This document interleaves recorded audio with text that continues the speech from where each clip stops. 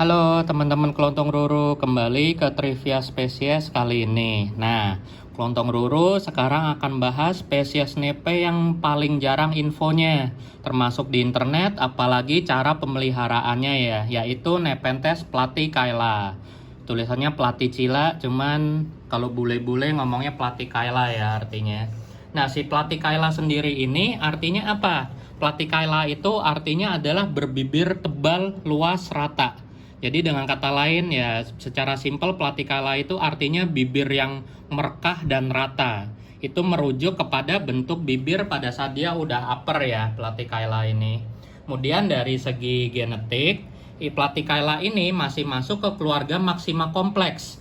Nah, Maxima kompleks itu contohnya udah tentu Maxima sendiri, kemudian Bosiana, Fusca, Emae, kemudian juga dari jurnal terbaru Clipeata itu juga masuk ke keluarga Maxima secara filogenetik. Nah, jadi kalau kelontong ruru bikin Clipeata, cross platykaila, cross Bosiana, kelontong ruru masih bisa dan bercanda bilang itu adalah Maxima, cross Maxima, cross Maxima. Nah, sejarahnya sendiri gimana platykaila ini?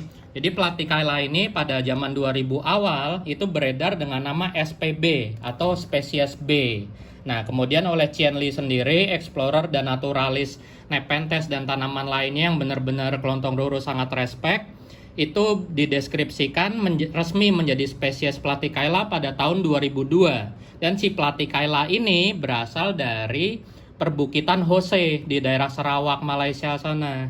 Nah, dia ketinggiannya itu rata-rata di kisaran 800 meter ke atas sampai 1200. Kemudian kalau nggak salah dengar di daerah 400 meter juga udah ada dianya. Nah, dari segi habitat dulu kita bahas nih si platykaila ini gimana. Jadi si platykaila ini tersebar menjadi dua habitat.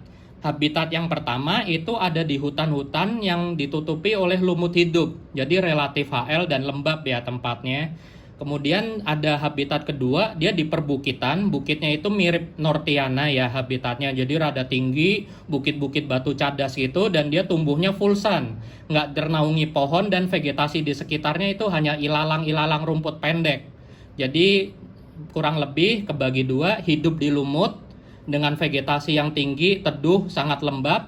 Kemudian ada juga yang hidup di area perbukitan yang full sun, kena cahaya kuat, berangin kenceng tapi anginnya dingin, kemudian vegetasi sekitarnya juga cuman ilalang-ilalang pendek. Nah, di situ menjelaskan kekuatan adaptasi si platykaila ya. Dan si platykaila ini pada saat upper itu juga selain bentuk bibirnya yang mewah, dia juga ada dua warna rata-rata. Yang uppernya jadi hijau, bintik-bintik polos, atau yang uppernya masih tetap mempertahankan warna merah. Dan di alam sendiri si platykaila ini memiliki hybrid alam dengan Nepenthes fusca. Nah, ini juga jadi polemik tersendiri karena pada saat awal beredar dan bentuknya juga mirip banget dengan fusca, bisa kita lihat ya di badannya ini, kemudian di tonjolan peristom yang sambung ke topi, ini mirip banget dengan fusca. Jadi banyak kolektor pada saat itu ragu apakah ini fusca atau hybrid dari platykaila atau memang platykaila asli. Nah, tapi dengan ini bukannya menyombongkan Exotica Plant ya, tapi EP itu sendiri memang terkenal benar-benar 100% menggaransi filogeni atau genetik dari hybrid-hybridnya atau spesiesnya. Dan kalau teman-teman nge-follow di forum internet luar, EP hampir dan setahu saya nggak pernah salah dalam merilis label hybrid atau spesiesnya. Kita bandingkan kalau teman-teman sering explore di forum luar, itu nursery lain masih suka salah tag SP-nya ya atau hybridnya. Nah, jadi di latest grade terakhir kali ini platykailanya ini terjamin karena si Geoff Mansell sendiri memang udah punya sepasang platykaila pure, sampai uppernya juga udah ada dan dua-duanya udah bunga betina dan jantan, dan ini dikawinin, ini hasilnya. Nah, sesuai dengan deskripsi habitat tadi, kelontong ruru juga bikin dua percobaan nih. Kita sekarang ganti ke perawatannya ya. Jadi melihat tadi secara genetik dia udah masuk keluarga Maxima. Kemudian juga yang kedua, dari segi habitat dia memiliki dua habitat, di perbukitan yang terekspos cahaya dengan angin kencang dan di hutan yang lembab, pengep tapi dingin. Nah, dari situ kelontong ruru bereksperimen. Di sini kelontong ruru yang kecil pakai medianya full sphagnum moss.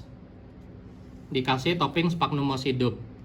Dan di cahaya yang kuat, daunnya relatif berbakat menjadi merah ya. Kemudian masih tetap mau ngantong. Ini udah pasti karena kecil, jadi kebutuhan microclimate-nya relatif gampang kita penuhi. Kemudian untuk yang indoor. Yang indoor kelontong roro pakai metan premiumnya kelontong roro. Racikan sendiri, tersedia juga di Tokped. Dan ini sesuai dengan habitatnya, bebukitan berbatu kayak gitu. Dan bisa dilihat, walaupun sempat stres karena kelontong roro renov GH, tapi langsung lanjut mau ngantong lagi. Medianya full batu. Ini kantong lamanya. Nah, kemudian juga ciri khas dari Platykaila ini, dia juga berbulu. Karena masuk keluarga Maxima. Kelihatan ya di, nah ini di tunas ininya aja kita lihat. Tunasnya berbulu, di daerah petiolenya juga keluar bulu-bulunya. Jadi yang kecil lebih kelihatan lagi bulunya. Nah, tuh bulunya. Di daun juga ada ya bulu-bulu halusnya tuh. Nah, ciri khas dari nepe berbulu ini yang utama adalah dia relatif mampu bertahan di kelembapan yang relatif rendah. Ini kalau contoh saudaranya ya, Nepenthes emai. Emai ini adalah yang paling berbulu dari keluarga Maxima kompleks. Contoh lain yang berbulu juga itu Clypeata ya, berbulu banget juga. Cuman yang relatif paling kelihatan bulunya itu si emai. Apalagi kalau kita piaranya di suhu dingin dan lembab. Ini ada setekan daun-daun Cephalotus numpang nih. Ini udah sebulan mestinya udah ngakar. Nah, jadi secara overall care-nya mau medianya bebatuan atau sphagnum itu relatif oke untuk Platykaila. Karena memang di habitat dia ada dua habitat.